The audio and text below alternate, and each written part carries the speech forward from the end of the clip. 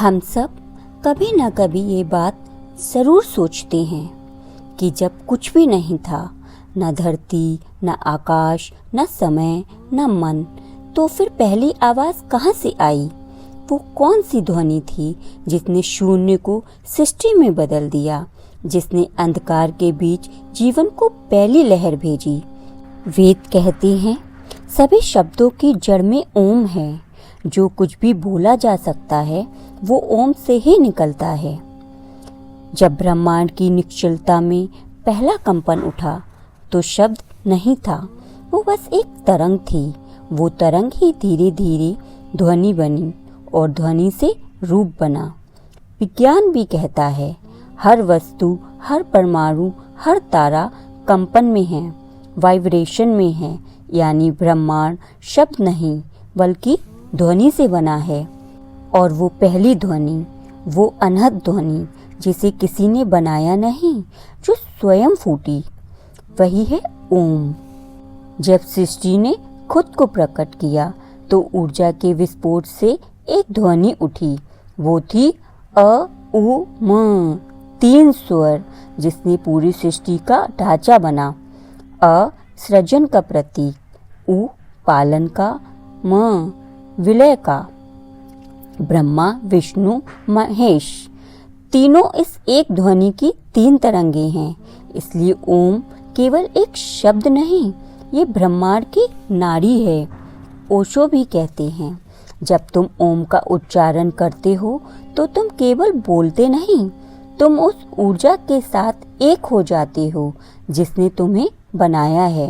क्योंकि ओम कोई मंत्र नहीं है, ओम अनुभव है, वो बिंदु जहाँ ध्वनि मौन में विलीन होती है।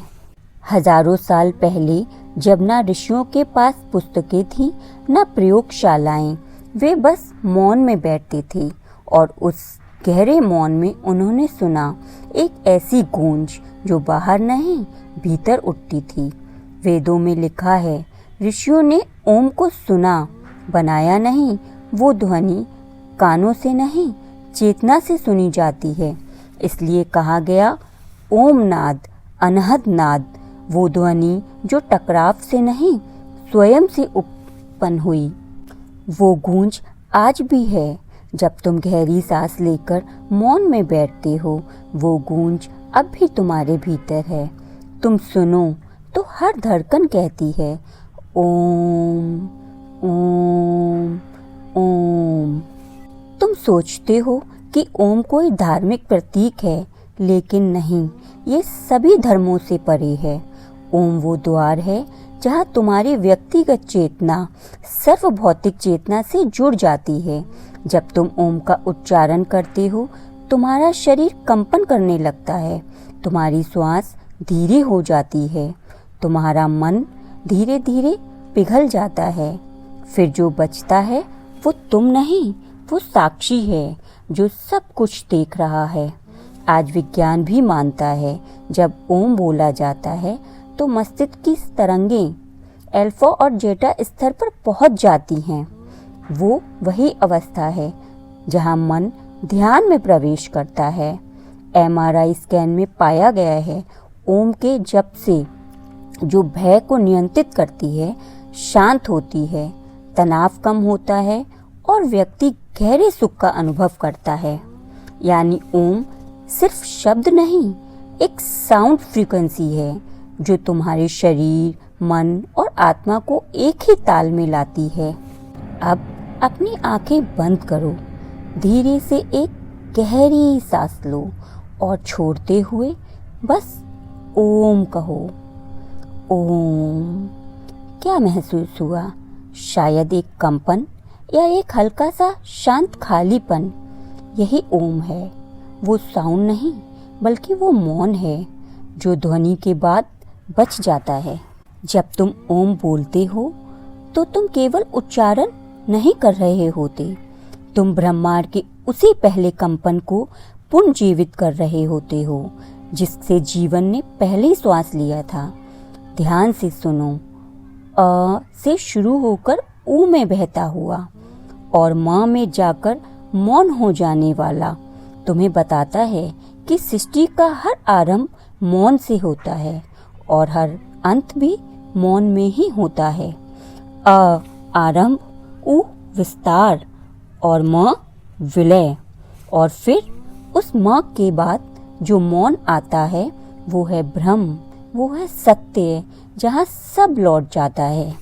ओशो कहते हैं, ओम कोई मंत्र नहीं, ये एक दरवाज़ा है जो बाहर से भीतर की यात्रा कराता है।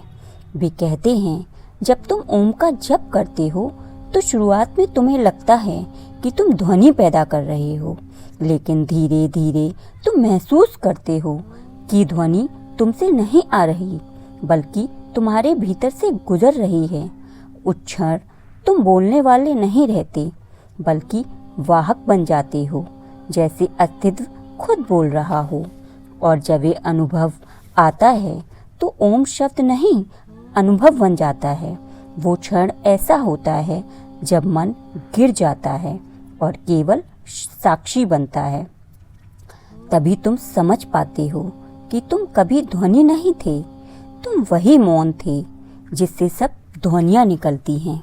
ओम का अर्थ है वो जो है, वो जो था और वो जो होगा।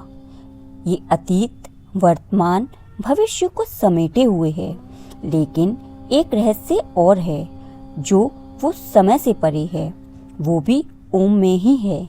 इसलिए जब तुम ओम में डूबते हो तो तुम केवल सृष्टि के आरंभ तक नहीं बल्कि समय के पार चले जाते हो। तुम वहाँ पहुँचते हो जहाँ ना मैं है ना तुम, सिर्फ एक कंपन है, एक चेतना है। और तभी तुम्हें एहसास होता है कि ओम की उत्पत्ति बाहर नहीं हुई, वो सदा से ही तुम्हारे भीतर थी। थोड़ी देर अपनी आंखें बंद करो, गहरी सांस लो और अपने भीतर उस ओम को सुनने की कोशिश करो जो बिना बोले भी गूंज रहा है। वो तुम्हारी धड़कन में है, तुम्हारी श्वास में है, यहाँ तक कि हर विचार के नीचे भी है। जब तुम शांत होते हो वो और स्पष्ट हो जाती है, जैसे कोई बहुत पुराना दोस्त जिसने तुम्हें बरसों बाद पहचान लिया हो। वो कहती है, मैं हमेशा यहाँ थी, बस तुम बहुत शोर में उलझ गए थे। हर इंसान के भीतर 3 स्तर होते हैं, शरीर, मन और आत्मा। ओम इन तीनों को जोड़ने वाला पुल है।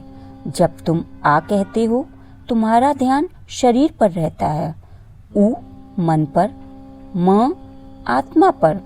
जब ये तीनों मिलते हैं तो तुम एक हो जाते हो, अखंड, असीम, शांत। इसलिए ओम को संपूर्ण अस्तित्व का सूत्र कहा गया है। तुम जो सांस अभी ले रहे हो वो भी उसी लय में है, अंदर जाना, बाहर आना और फिर रुकना। यही अ उ म की लय है। सृष्टि का हर पल इस ध्वनि की लय पर नृत्य कर रहा है। समुद्र की लहरें, हवा की गूंज, यहाँ तक कि पक्षियों का गाना, सब उसी अनंतनाद की गूंज है। इसलिए कहा गया, जो ओम को जान लेता है वो अस्तित्व को जान लेता है। जब कृष्ण बोले, उन्होंने कहा, अहम ओंकार, मैं ही ओम हूँ। जब बुद्ध मौन हुए, उनका मौन भी ओम था। जब नानक बोले, उन्होंने कहा, एक ओंकार सतनाम। जब ईशा ने कहा, शुरुआत में शब्द था और शब्द में ही ईश्वर था, वो शब्द भी ओम ही था। हर युग, हर धर्म, हर दिशा में उसी ध्वनि की परछाई है, बस नाम अलग है, श्रोत्र एक ही है।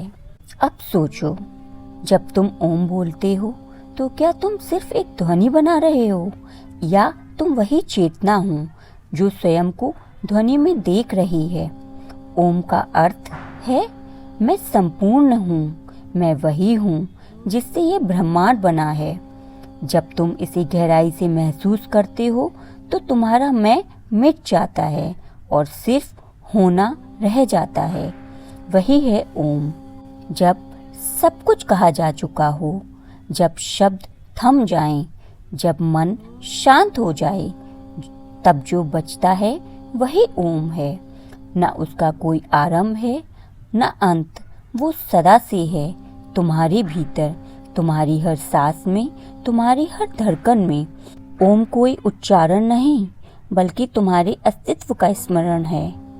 सुनो, क्या तुम्हें वो गूंज सुनाई दे रही है? वही ओम जो हमेशा से था और हमेशा रहेगा। अगर आपको ये वीडियो, ये विचार पसंद आए हों तो हमारे चैनल के ज़रूर जुड़िएगा।